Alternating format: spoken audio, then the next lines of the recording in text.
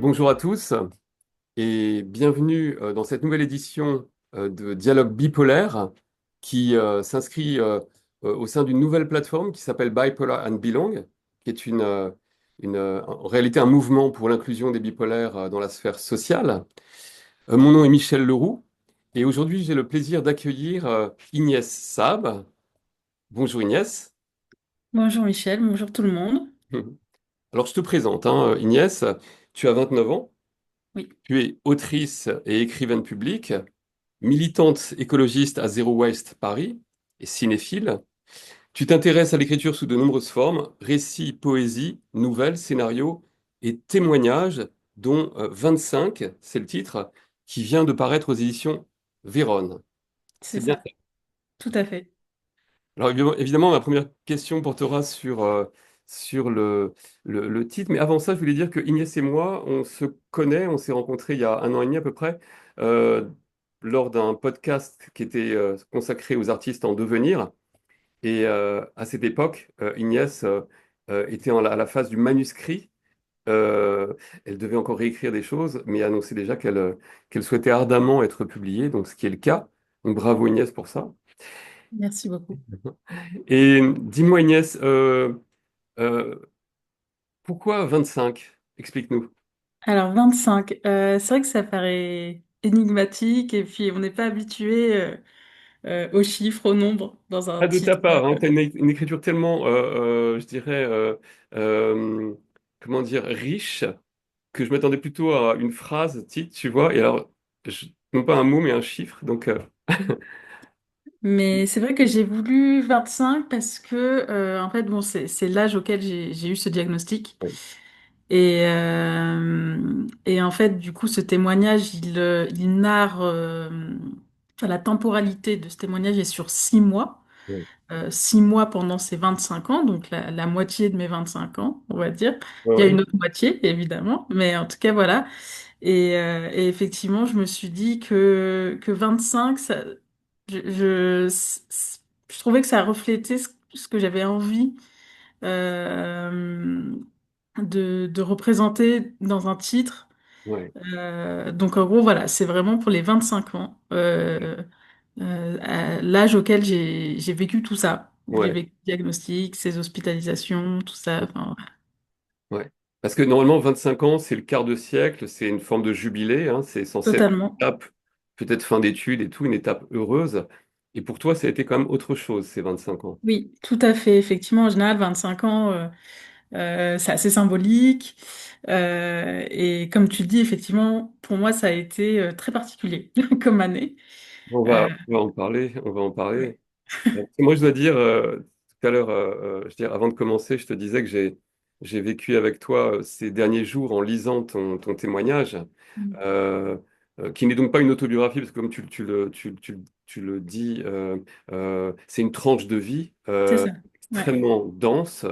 Oui, Il s'agit de toi. Tu es t'es à la fois, je dirais, le sujet et l'objet, toi, ta bipolarité en personnage secondaire peut-être.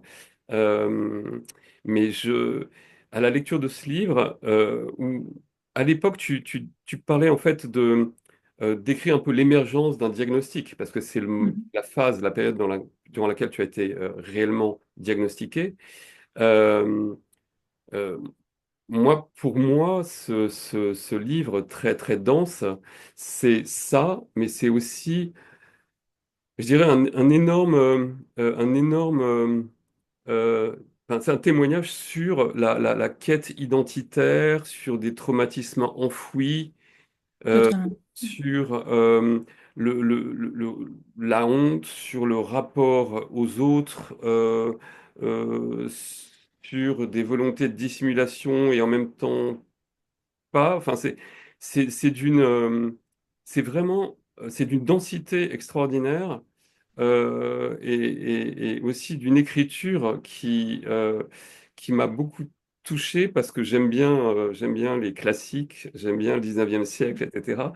Et, et 25 ans, une écriture aussi, je dirais, classique, parce que tu es vraiment une amoureuse des mots, hein, mais ça, on l'avait compris, et en même temps à l'âge que tu as, c'est-à-dire dans les dialogues avec un parler cru, un parler actuel, etc. Et cette, cette,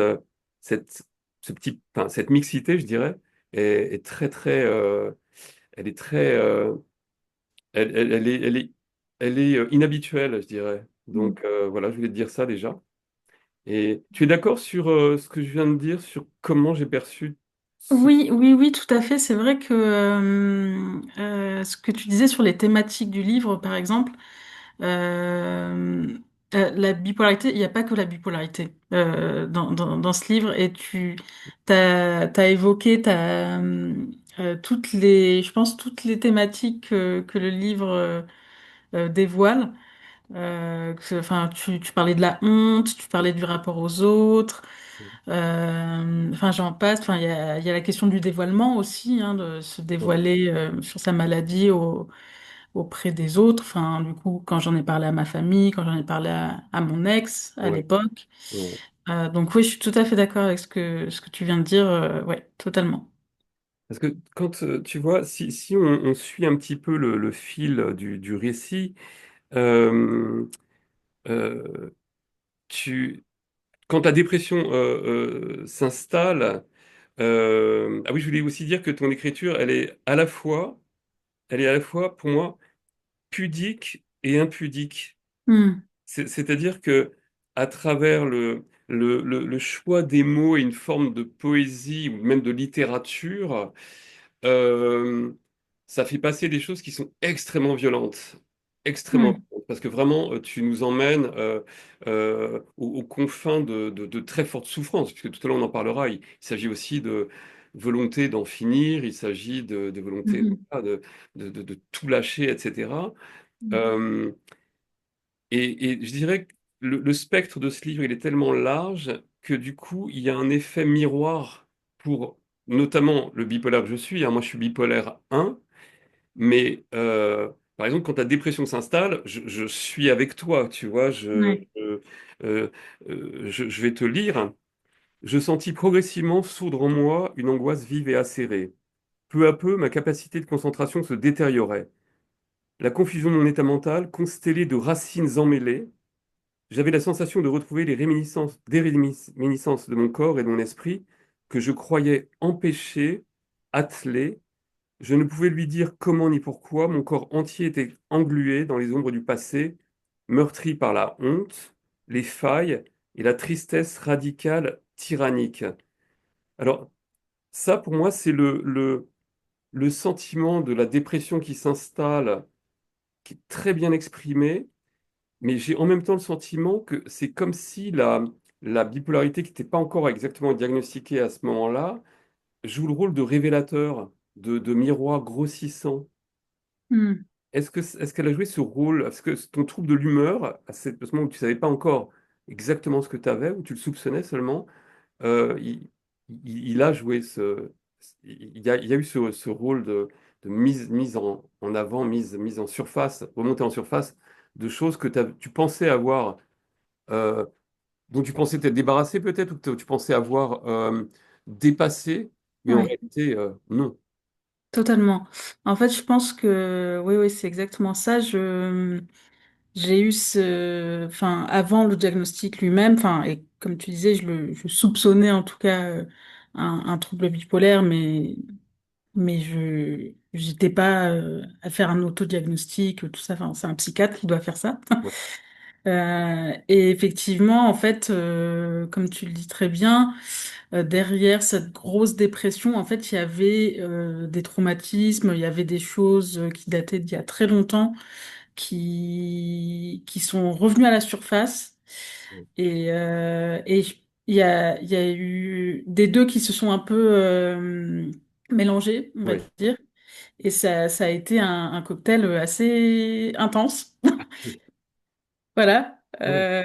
Mais oui, en tout cas, oui, c'est sûr que cet épisode-là a été, comme tu dis, le miroir d'événements antérieurs euh, Qui qui ont était été... irrésolu, en réalité, qui était irrésolu, si tant est qu'on oui, puisse résoudre quoi que ce soit, mais ça veut sans doute dire qu'il faut parfois connaître une situation de crise, Mm. une catharsis pour euh, euh, arriver à, enfin, faire face parce qu'il le faut, à des choses extrêmement dures. Parce que tu dis aussi plus loin dans ton livre que tu as connu des moments très, très durs, indépendamment de la bipolarité. Mhm. Euh, et donc, ce sont des choses qu'on sent et qui se découvrent, hein, que tu ne fais qu'évoquer, de façon parfois même euh, presque administrative ou factuelle ou clinique. Ouais. Et, Mm. et après, il y a l'émotion qui déborde de tout ça. Et C'est j'aime beaucoup, ça. Mm. j'aime beaucoup c'est pas un paradoxe, mais cette antinomie presque entre Mm. Entre ces deux styles que, oui, deux oui, c'est styles. vrai que c'était quelque chose que j'avais envie de travailler à travers ce texte, le côté un peu factuel, comme tu dis, clinique, très réaliste, et puis après vient le style un peu plus lyrique, littéraire. Enfin, ça, c'était quelque chose que j'avais très envie de travailler, en tout cas à travers ce texte. Enfin, ouais, ouais. Et dis-moi, Inès, à cette période, ce que tu vis, c'est pour moi un petit peu aussi le reflet de ce qu'est euh, enfin, disons, la stigmatisation ou la culture ambiante autour de la santé mentale, etc. Et où, quand on est, je dirais, bipolaire ou autre chose, on a tendance à s'auto-censurer de peur que Mhm. euh, ce qu'on ressent, ça tombe dans le domaine public. Et toi, c'est pour ça, c'est une sorte d'obsession à cette époque, c'est de distiller, voire de dissimuler ou carrément enfin mentir, hein, sur Oui. des situations, et pas que par omission, mais juste euh, pour que, enfin, avoir, je pense, l'illusion de rester un peu en contrôle mais Tout à c'est fait. quelque chose qui est déjà en marche, quoi, en réalité. Mm. Je vais juste lire cet extrait où alors c'est avec Antoine, ton ex, comme tu dis, euh, bon, je n'avais aucune difficulté à en parler avec des amis, Eva et Louis. Pourtant, avec Antoine, donc ton ex, je me livrais qu'à moitié.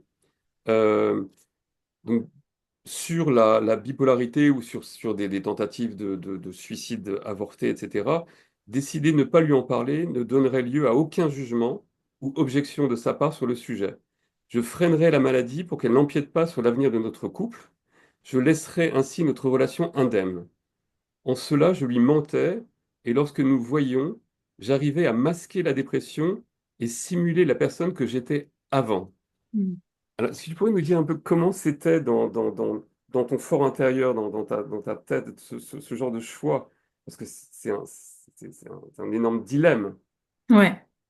Ouais, ouais, ça a été très compliqué à l'époque, ce choix que j'ai fait. Mais c'est vrai que je me sentais pas du tout d'en parler à lui. Et j'étais pas sûre de trouver peut-être, enfin, qu'il soit réceptif à ça. Ouais, Et donc j'ai fait ce choix-là de mentir, et puis même comme tu disais, parfois ça va au-delà du mensonge. Euh, enfin, le matin, au réveil, quand je fais semblant d'aller au travail. ouais, Euh, oui, c'est ça. Il y a tout euh, un stratagème, faire c'est croire que la ça, vie. Ouais, exactement. Et en fait, je pense que j'étais vraiment dans ma tête. Je craignais, je pense, vraiment quelque chose, enfin une réaction ou en tout cas quelque chose qui aille pas dans le sens de ce que je vivais, de ce que je ouais, ressentais. ouais, Ouais, j'avais peur qu'ils saisissent pas la nature en ouais, fait de la dépression, parce que c'est vrai qu'il y a beaucoup de personnes encore aujourd'hui qui ne saisissent pas en fait ce que ça peut être, ce que ça peut impliquer ouais, sur différents aspects de la vie, enfin sur la qualité de vie, tout ça. bien sûr. Et donc ouais, j'ai fait ce choix et bon, au final, j'ai fini par lui en parler au bout de quelques Ouais. semaines. Et là, Euh, c'est brutalement, c'est-à-dire que tu passes d'une sorte de dissimulation, oui, un truc très cash, ouais, qui est un ouais, petit ouais. peu normal, hein, c'est la réaction normale. Mais pour en revenir tu sais, quand tu es en phase dépressive, euh, est-ce qu'il n'y a pas là aussi une sorte de volonté un petit peu autodestructrice de laissez-moi dans mon marasme, laissez-moi laisser les choses se déliter autour. On sait très bien que ça va pas tenir. Mm. Je veux dire, tu peux pas rester pendant 6 mois, faire semblant d'eux. Euh, C'est sûr.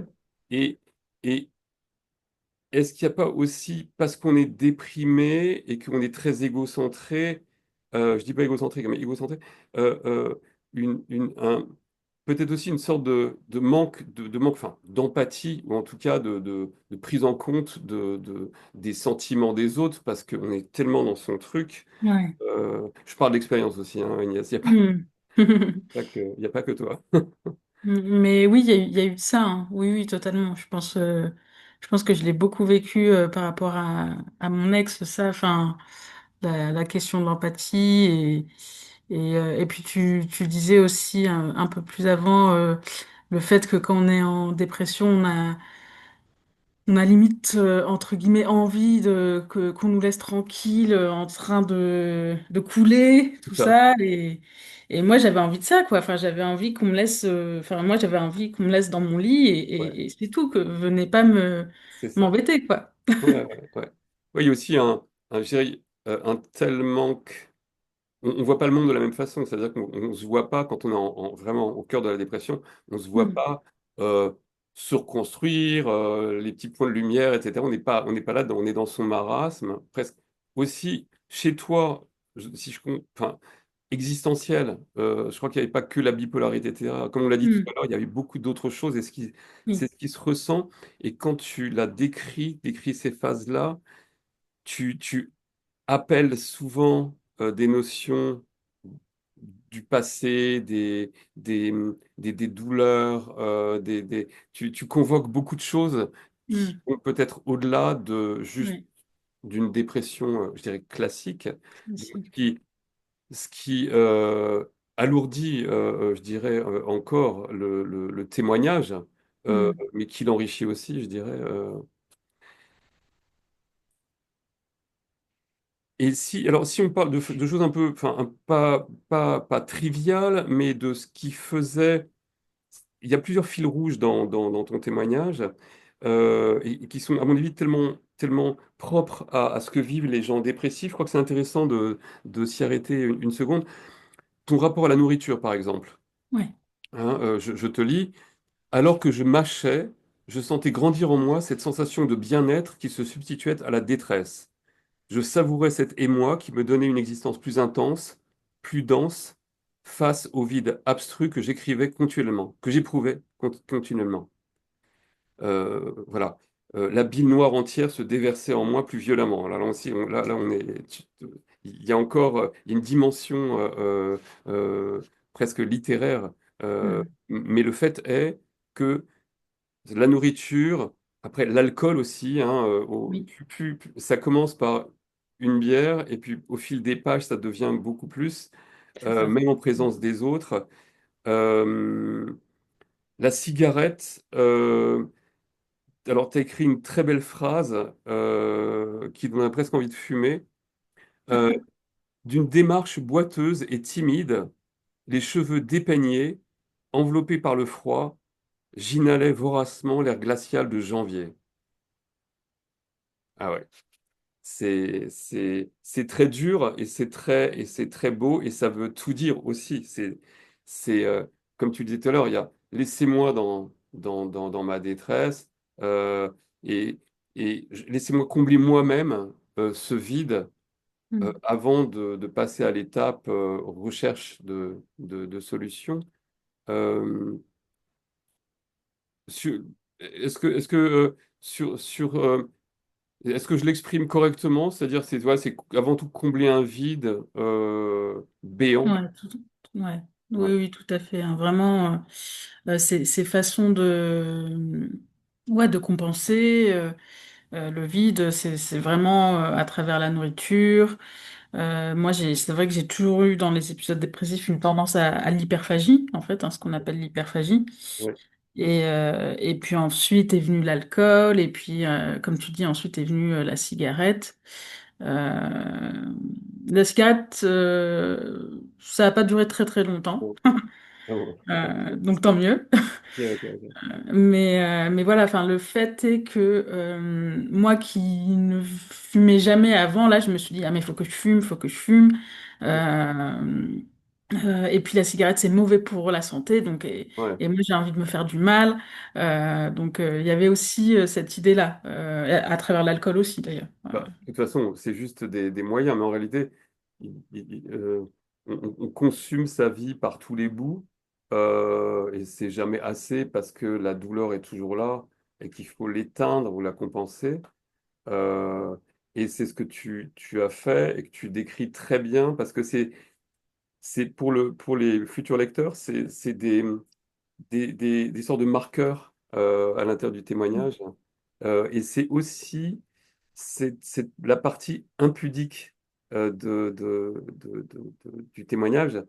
Euh, c'est que c'est là qu'on rentre qu'on rentre dans du trivial et et c'est là aussi que je pense que des gens qui ont vécu des choses un peu similaires, etc., se reconnaissent quoi, dans ces gestes-là. Euh, donc, et oui, sinon, ce que j'avais noté aussi, une chose qui, à mon avis, aussi pas mal de bipolaires ont eu du mal à supporter dans leur évolution, c'est le positivisme des proches. Hmm. Euh, tu dois en fait préparer une interview qui est très importante hein, pour toi professionnellement, euh, mais tu es déjà en phase descendante et tu as ton ami Flo qui en réalité est positif pour deux, euh, Hmm. euh, qui t'encense et en t'encensant, je pense qu'elle te plombe encore plus en disant quoi, Inès, tu es un puits de science, Hmm. le jury va être frustré par ta sagesse, etc. Euh, c'est c'est- c'est ce décalage qu'il y a entre les gens qui souffrent et les gens de l'extérieur et qui, pour moi, reflète vraiment une, une méconnaissance de comment s'y prendre avec des gens Hmm. déprimés ou bipolaires ou autres. Euh, et c'est très bien ces passages-là, ça met ça complètement en exergue. C'est les bonnes intentions. Euh, Oui, euh, il y a aussi, quand toi tu dis de ton côté, tu vas essayer de donner le change pendant le même interview, euh, alors je te lis, alors que je triturais les boutons de ma chemise rouge, je pensais à la nécessité de faire surgir le masque, tenter de ranimer un temps ce qui était désensibilisé en moi, ce que j'avais fait pendant tant d'années, il fallait que le corps se vivifie, qu'il stimule le cerveau, portant initialement à mon âme l'ouverture nécessaire pour appréhender le monde, se diffractant, mes sens faisaient défaut à leur mission élémentaire. Et ça, je trouve ça très réaliste et très bien écrit, parce qu'en gros, tu es spectatrice de ta propre déchéance, je dirais, et en même temps, il faut jouer le jeu social, et, et c'est un énorme décalage qui, en réalité, après ne fait qu'aggraver la chose. Ça met aussi en avant euh, voilà, ce vide qu'on crée soi-même que la société elle-même enfin, laisse perdurer, je dirais, hmm. absolument comblé parce que c'est pas des situations souhaitables, ni pour toi d'ailleurs, ni pour les gens qui voudraient t'embaucher, etc. Mais il y a un énorme décalage Oui. Hmm. et c'est comme si tu t'agrippais encore, tu étais encore à la surface et t'essayais de rester à la surface le temps qu'il fallait, et qu'en même temps, tu avais un boulet qui t'entraînait vers le bas, quoi. C'est ça, C'est ça ouais, que ça ouais, fait ressentir. totalement. C'est vrai que c'était assez compliqué à l'époque pour moi de conjuguer à la fois l'état dépressif et à la fois l'envie de passer cette interview, cette orale de concours, de, de faire face aux exigences. Et c'est vrai que mais je voulais, enfin je me suis dit si je ne vais pas à cette interview, je serai dans mon état va se détériorer. Oui, c'est ça. J'étais convaincue de ça, Ouais. que si je n'y allais pas, si je ne tentais pas ça, ce serait un échec, en fait, de ne pas y aller. Et donc, c'est la raison pour laquelle j'y suis allée, d'ailleurs. Ouais, et puis ça aurait pu enfin, bien se passer selon les standards de l'oral, mais ça aurait été reculé pour mieux sauter peut-être parce que ta Mm. dépression était en marche. C'est Euh, ça. Mm. euh, et d'ailleurs, je dirais, ce côté euh, faux semblant, sorte de semi-déni. Mm. Il vient aussi de l'entourage. Ton ex, par exemple, quand tu lui parles d'un des diagnostics, parce que tu en as eu un paquet, hein, c'était vraiment de la contre-recherche médicale. Là, on dirait une course de 110 mètres haies, de psychiatre en psychiatre, rien qu'en 6 mois. Et ton Ouais. ami dit face au diagnostic, je ne savais pas quelle était la part de déni, euh, de crainte, de questionnement ou de lucidité qui résidait dans la réponse d'Antoine, mais je restais concerné face à lui, qui disait, j'avoue que je ne te vois pas vraiment bipolaire. Enfin, pour la partie dépressive, c'est une évidence, mais pour l'autre facette du trouble, je ne vois pas vraiment. Contrairement aux recherches que j'ai faites sur les épisodes maniaques ou hypomaniaques, je dirais que je suis quelqu'un de raisonnable et pondéré, me balança-t-il avec une harassante pointe d'incompréhension dans le regard. Et un peu plus tard, il compare ton hospitalisation clinique à une retraite. Retraite. Là, te Ouais. fait exploser. Oui. Voilà. Je peux comprendre. D'un autre côté, on ne peut pas en vouloir à des gens qui sont si récemment et si peu informés, Ouais. de Ouais, tenter de ouais. s'informer, et c'est qu'à moitié forcément, C'est quand sûr. soi-même Mm. on essaye déjà de gérer la chose, même les psychiatres n'ont pas encore posé leur diagnostic. Mais ce sont deux passages qui illustrent ce, cette, comment dire, il y a le côté, comme on dit en anglais, wishful thinking de l'entourage qui pense que il faut que ça va aller bien, ça va aller bien, ça va aller bien. Mhm. Soi-même, on ne veut pas tout livrer et donc du coup, ça va encore moins bien. Euh, alors que ça pourrait être dans l'idéal, s'il y avait assez d'informations, etc., une sorte de sport collectif, voilà ce que ça Mhm. peut devenir, mais là, en l'occurrence, c'est vrai que quand on compare tes séjours à l'hôpital à des retraites de développement personnel, parce qu'il n'y a pas le cas là, mais il y a un décalage. Mais en plus, dans ton état, tu étais ultra, et c'est normal, tu es à vif, Oui, c'est ça, voilà. exactement. Ouais, bon, maintenant, je comprends pourquoi il a dit certaines choses, Bien sûr. évidemment. Mais sur le coup, Mais à l'époque, je comprenais pas. Je comprenais pas parce que je souffrais beaucoup trop et que j'avais des attentes à son égard. J'avais envie qu'il comprenne, mais d'un côté, lui, il était confronté. C'était la première fois qu'il était confronté à ça, donc c'était pas en un claquement de doigts qu'il allait comprendre la dépression et ouais, particulièrement la dépression bipolaire, enfin tout ça. Enfin donc ouais, ouais. ouais. Parce que là maintenant, avec le recul, tu es plus pondéré, tu es plus empathique, je dirais, vis-à-vis Mais Oui, sur le coup, et ce qui est bien, c'est que tu as écrit ce témoignage, pas avec le recul que tu as maintenant, mais tel que en direct, je dirais. ouais, Avec, parce que parfois, on est un peu presque choqué de se dire, voilà, les intentions sont pas mauvaises et tout, mais toi, tu surréagis ouais, avec ouais. violence, de véhémence. Euh, et ce qui est normal, ce qui est normal. Euh, est-ce que tu, est-ce que tu conseillerais, enfin, si c'était à refaire, imagine, euh, ou alors si des situations de ce type se produisent, même chez d'autres bipolaires, est-ce que Mhm. tu conseillerais le parler vrai ou plutôt que la dissimulation? Non, je serais plus pour le parler vrai. Ouais, Je pense que la dissimulation, ça complique trop les choses. Ça apporte beaucoup de souffrance pour la personne concernée. Et puis de l'incompréhension aussi, je pense. Je pense que le parler vrai quand c'est possible, ouais, euh, faut foncer. Voilà. ouais. Même si c'est... Après, bon, c'est plus facile à dire qu'à faire aussi, hein. Ouais. Euh, Mais disons que c'est la force de cette expérience que tu as vécue, elle t'amènera certainement à gérer différemment les choses si ça se reproduisait, disons. En hmm. tout cas, Oui, oui, oui, c'est voilà. ça. Ouais. Hmm. Il y avait une autre dimension dans le livre qui est tu sais, le sensoriel. Mhm. Et je dirais, au-delà de ça, euh, tu mets beaucoup en avant le lien qu'il y a entre le corps et l'esprit et les Ouais. sens. Est-ce que tu peux en dire un mot? Ouais, bien sûr. Ben, je pense que alors ça doit venir un peu de ma formation de licence de philosophie.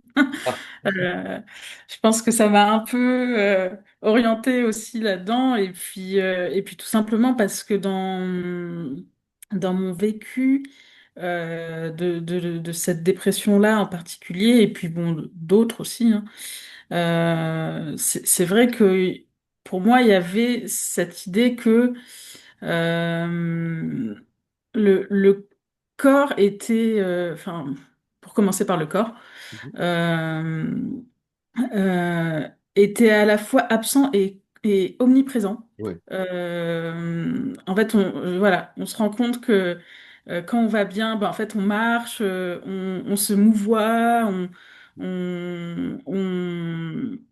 on perçoit bien les choses et tout. Et puis la perception, bon là aussi, en lien à la fois avec le corps et l'esprit. ouais, Et du coup, voilà, c'est vrai que ça, c'est particulièrement dans le quatrième chapitre, je crois aussi ouais, il y a des paragraphes, notamment sur l'essence,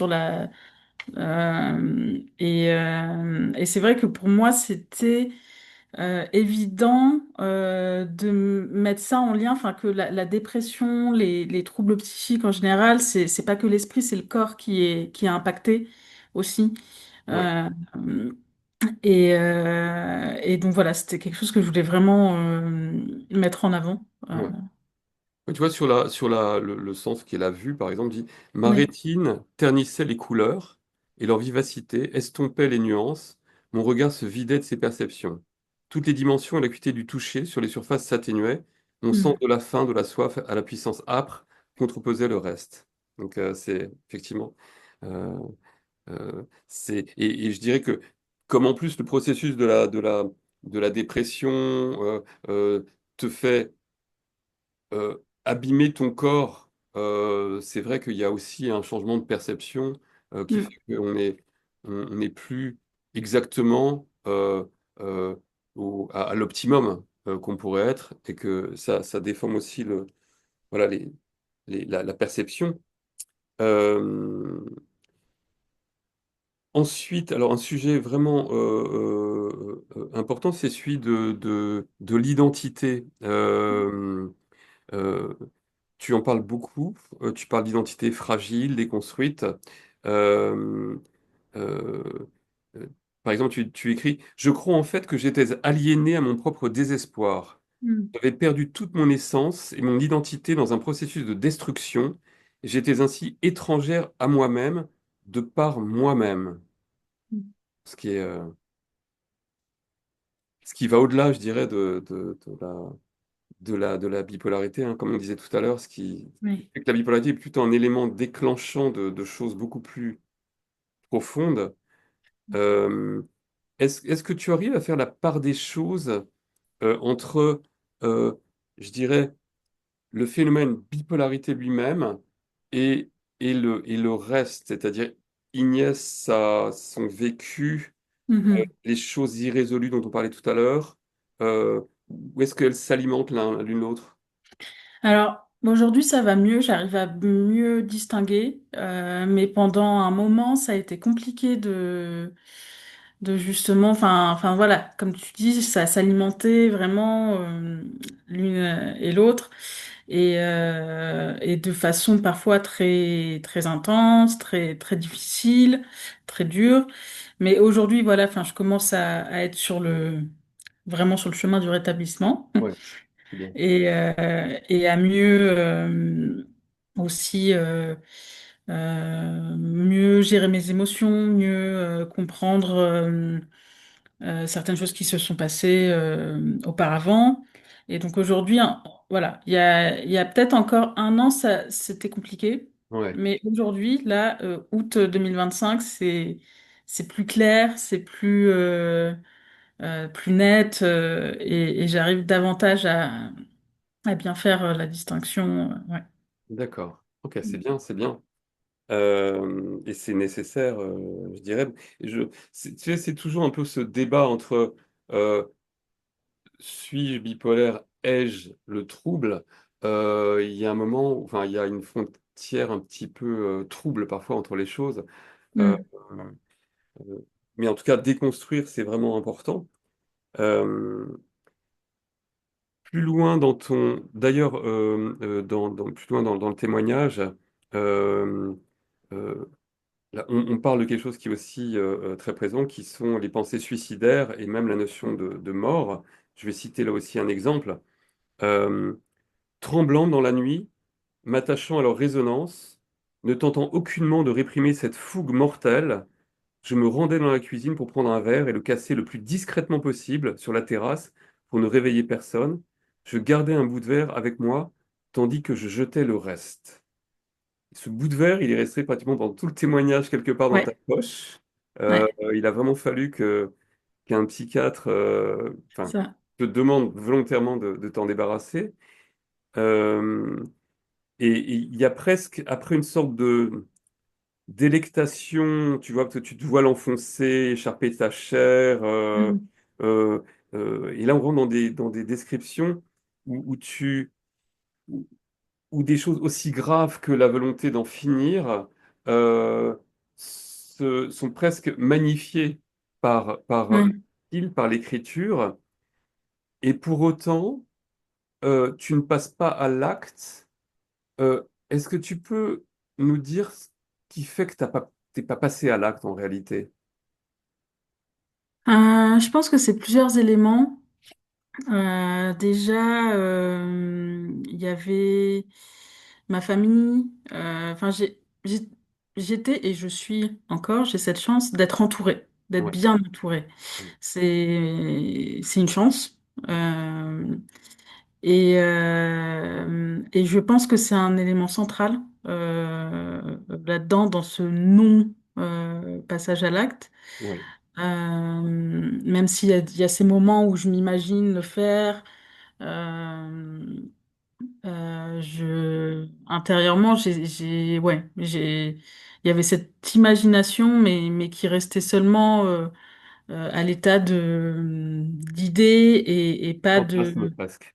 C'est ça, exactement, ouais, exactement. Et j'avais pas, alors il y avait l'entourage, et puis aussi, je pense que j'avais pas l'énergie Oui, de passer à l'acte. ouais, ouais, Euh, Parce que ça aussi, c'est un élément ouais, qui peut, enfin, j'avais pas l'énergie, non, l'impulsivité qui pouvait aller jusque-là. ouais, ouais, c'est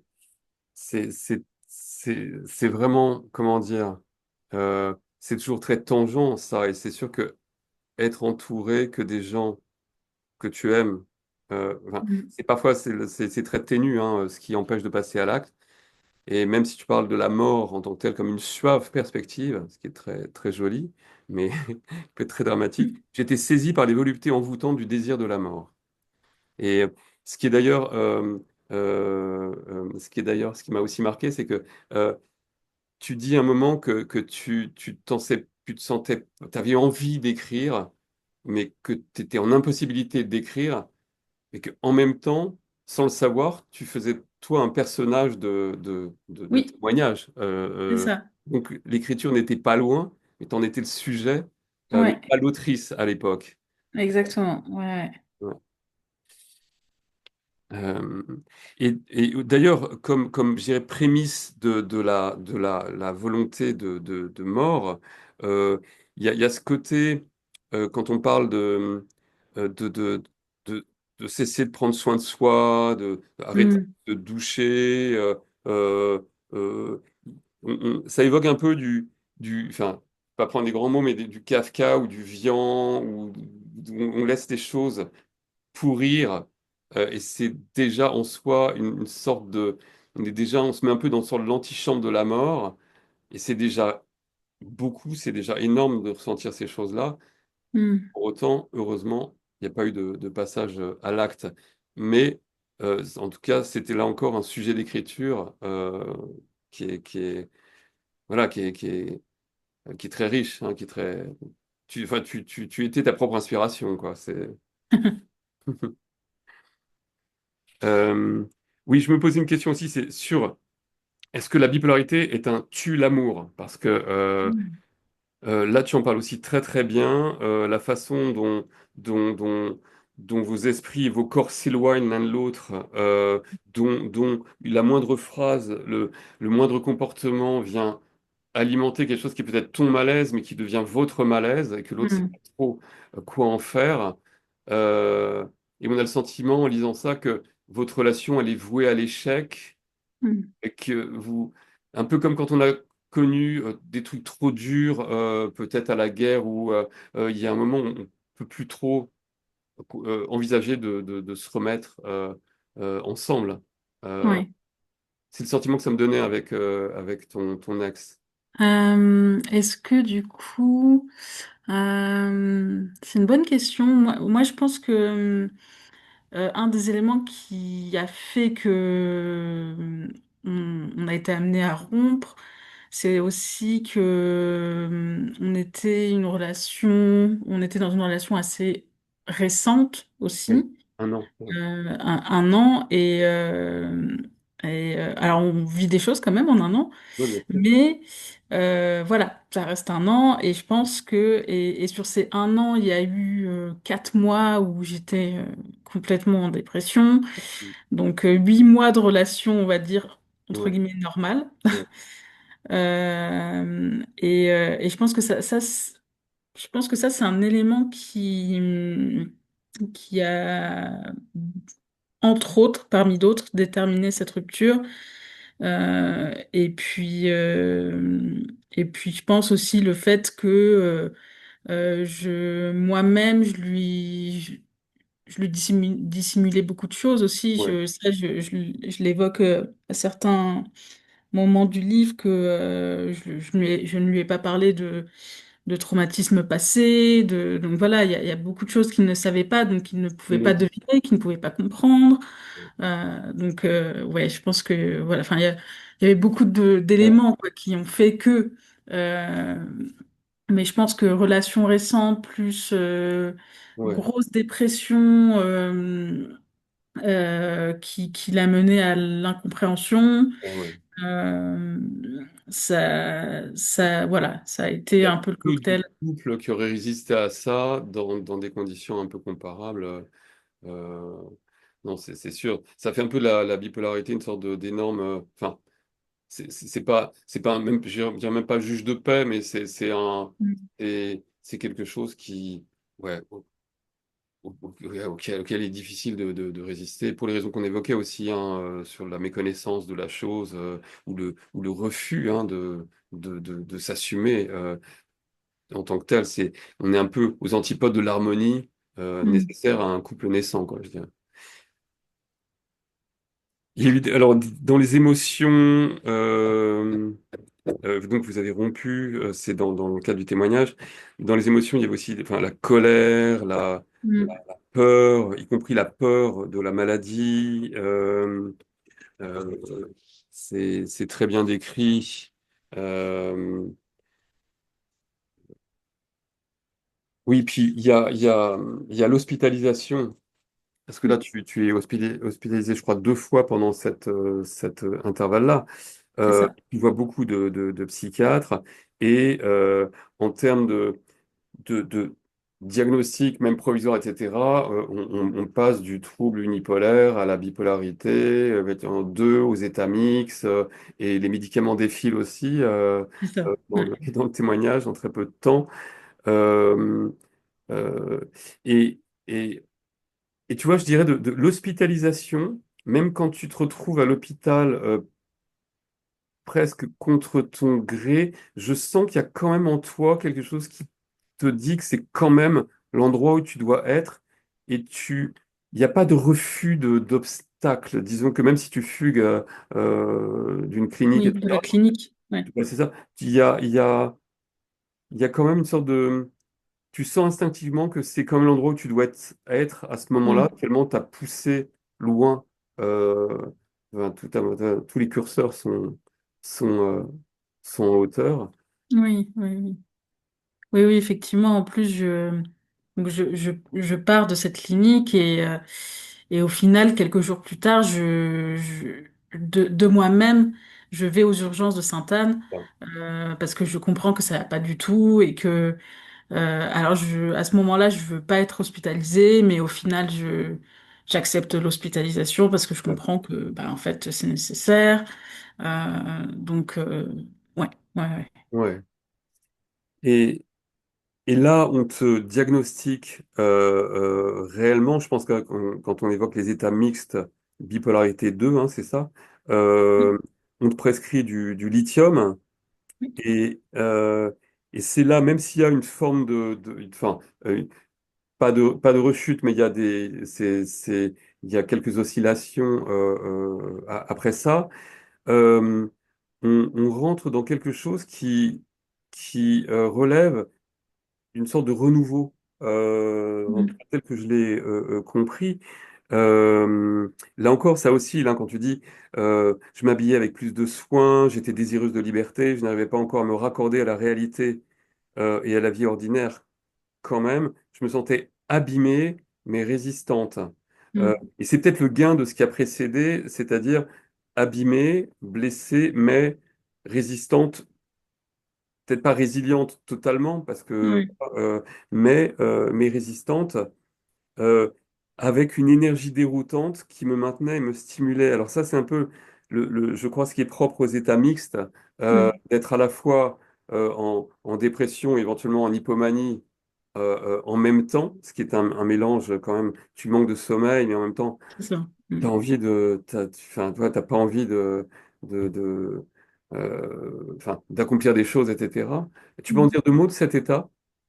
Oui, alors surtout que l'état mixte, je l'ai vécu plusieurs fois pour le coup, Ouais, et je l'ai vécu 3 fois. Et pour moi, en tout cas moi qui ai vécu épisode dépressif, épisode hypomaniaque et épisode mixte, les épisodes mixtes étaient les plus difficiles à vivre. ouais, Je dormais à peine. ouais, Je parlais énormément, j'avais plein d'idées de projets et à la fois j'avais envie de rien, de m'abattre, à la fois j'avais envie de courir, mais ça je le mets, je crois, dans le livre, j'ai envie de courir, mais je suis coincée au lit. ouais. J'arrive pas à bouger. Donc c'est très difficile à vivre, c'est très contradictoire, très paradoxal cet état. Et vraiment, ouais, c'est assez intense à vivre. Et ouais, c'est vraiment les plus difficiles que j'ai eu. Ouais, et je crois que c'est Ouais. une des formes de bipolarité les plus difficiles à vivre de toute façon dans l'absolu.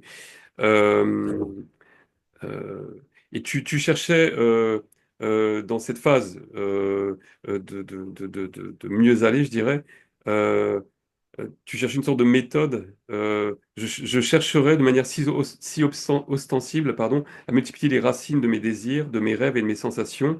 Je chercherais à éliminer les lieux de mes pensées, m'évertuerais à abolir la mélancolie de mon monde. Donc, tu sais, il y a un souffle quand même qui est très fort.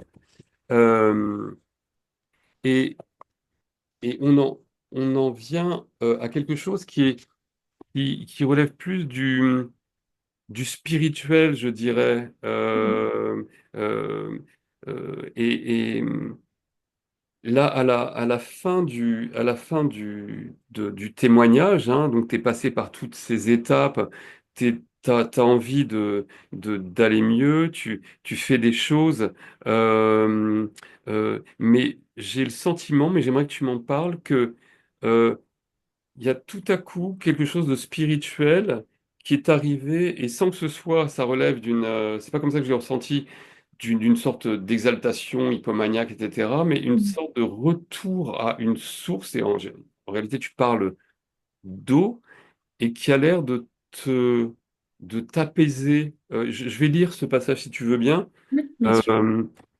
euh, donc tu vas, alors je sais pas si je le prononce bien, tu vas dans un mikvé, hein, qui est Oui, un c'est bain ça. rituel utilisé par les personnes juives pour se purifier et sortir d'une situation d'impureté. Donc tu y vas, je pense, avec cette intention de, de, de te laver de tout ce qui a précédé. Ouais, Euh, et il y a dans cet endroit-là un silence qui effaçait tous les autres. Un silence dont la caresse venait me porter à la surface de l'eau. Dans cette éclatante apparence de l'eau, l'espoir tout intègre revenait. Je portais ma vie et mes désirs de mort, tous les tourments de l'amour, mais aussi ceux de la haine, le poids de l'oubli et de la mémoire. Je portais toutes ces blessures vives et leurs denses racines qui s'en mêlaient pour les sublimer ici. Je me nourrissais de cette source d'eau pour mon devenir. Et c'est c'est comme ça à peu près que ton témoignage s'achève par une, une, un acte de purification qui est choisi, qui est assumé. Et on a le sentiment que tout à coup, la paix se fait en toi, et même, je dirais, indépendamment du lithium, de tes intentions, du diagnostic, etc., Mm. c'est comme si on bouclait une boucle, enfin, pas, au contraire, enfin, une sorte de ressourcement. C'est comme ça que je l'ai ressenti. Tu peux nous en parler? Bien sûr, c'est vrai que quand tu utilises la métaphore de la boucle, c'est à peu près ça. Ouais. Parce qu'en plus, ce mikvé, du coup, ce bain rituel, euh, principalement pour les femmes juives, je l'ai fait du coup, parce que mon livre s'appelle 25, et le jour où j'ai fait donc ce mikvé, c'était le jour de mes 26 ans, en Ah, fait. le jour même. Le Ah, jour même, c'est d'accord. ça. Donc vraiment, quand tu dis que la boucle est bouclée, c'est Ouais, vraiment ça. ouais, ouais. Et qu'il y avait cette idée, parce que c'est vrai que le mikvé, il arrive un peu comme ça, on s'y attend pas trop. Non. On a juste à un moment donné, dans le troisième chapitre, je crois, une mention au fait que je j'avais pas fêté Hanouka, qui est une Mhm. fête juive Ouais, qui a lieu en hiver en général, pas loin de Noël. Donc on a cette mention-là, mais c'est vrai que le mikvé vient un peu comme ça et il vient à la fin un peu il vient en fait pour commencer un peu le chemin du rétablissement ouais, mais, et aussi, comme tu dis, apporter une forme de paix aussi, ouais. parce que c'est vraiment le mikvé, c'est un bain où on est seul, Ouais. on peut rester autant qu'on veut. Et du coup, c'est un moment à soi, en fait, Ouais, vraiment. Et puis il y a cette idée de se laver, du coup. ouais, Et puis moi, il y avait, enfin vraiment, quand j'y suis allée, du coup, le jour de mes 26 ans, pour ce mikvé, c'était l'idée de se laver de tout ce qui était arrivé ces derniers mois, de se laver de la honte aussi. À un moment, ouais, ouais, à ouais. un moment donné, je parle hein, du Ouais. fait de se laver de la honte, parce elle est là de temps en temps, la honte dans le livre quand même. Tiens. Elle revient plusieurs fois. Et donc, ouais, ce mikvé, c'était l'idée de, voilà, après tout ce que j'ai vécu, je me lave, je me lave de tout ça, je prends ce moment et je décide d'aller mieux, en fait. Ouais. C'est Voilà. ça, on sent une intention, et tu cites d'ailleurs dans ton ouvrage, tu cites euh, un livre de Frédéric Gros, c'est ça, je me dis? Je dis pas. Oui, tout à fait. D'ailleurs, il est mentionné dès la Plutôt. première page, je crois. Ouais, c'est ça. Ouais. La honte est un sentiment révolutionnaire. Voilà. Voilà, qui est un Et- livre de philosophie ouais, sur la honte que je recommande vivement d'ailleurs. ouais, Et, et du coup, moi actuellement, j'écris un manuscrit sur la honte, d'accord. mais j'en dis pas plus pour l'instant. Ça sera l'objet d'un prochain podcast de toute façon. J'espère. Mais en tout cas, oui, voilà, effectivement, il y a cette lecture que je mentionne dans le livre et qui est très intéressante et qui a nourri un petit peu mon écriture à la fois de 25 et à la fois de mon manuscrit actuel.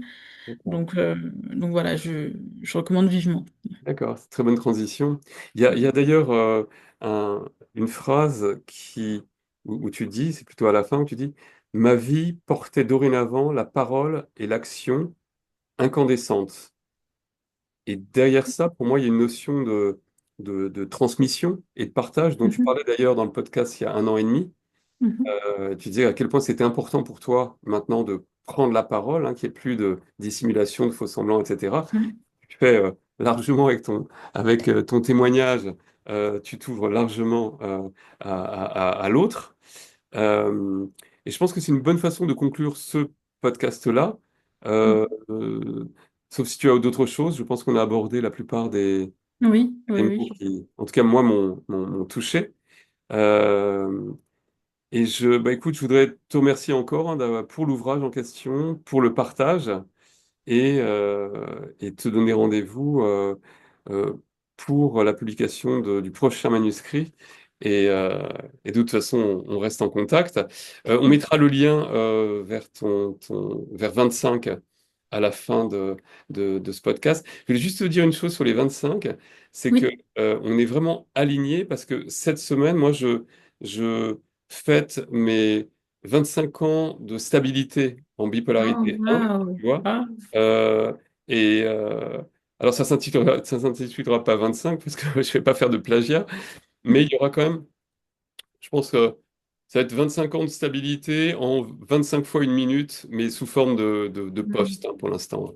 mm, Un jour, j'écrirai, euh, euh, mais, mais voilà. En tout cas, c'est une chose qui nous lie de mm. plus. Et voilà, bah, je te remercie Inès. Et puis, Merci à toi, Michel. Merci pour tout. je t'en C'était prie. super intéressant, du coup. Super. Mm. Merci, au revoir. Au revoir.